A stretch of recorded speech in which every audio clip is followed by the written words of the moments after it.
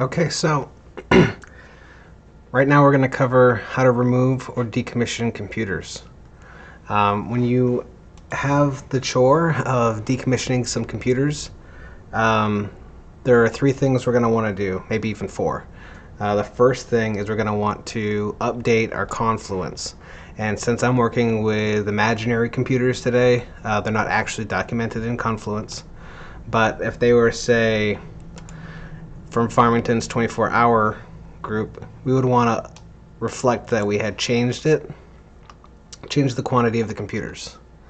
First thing, because it's so easy to forget to update the documentation if you leave it for afterwards. So that's always the first thing I do, is I update my documentation, then I get to the task of doing it.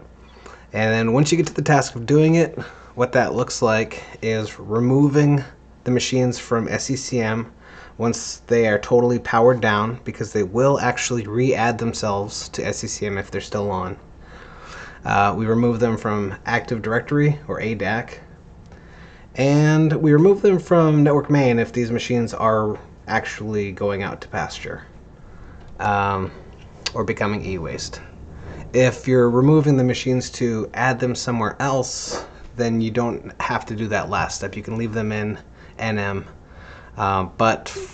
And since I'm not actually going to delete my machines and put them out to pasture, I'm going to not take them out of NM. But for the purposes of this demonstration, I'll open up SCCM, and I want to be on the Assets and Compliance tab.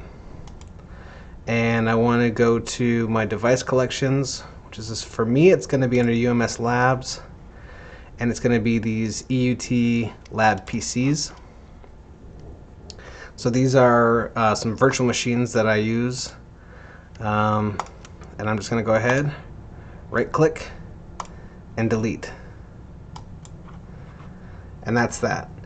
If you're repurposing these machines or moving them from one lab to another, absolutely still delete them, because it is just too difficult to remove all trace of a machine or move everything that's associated with a machine.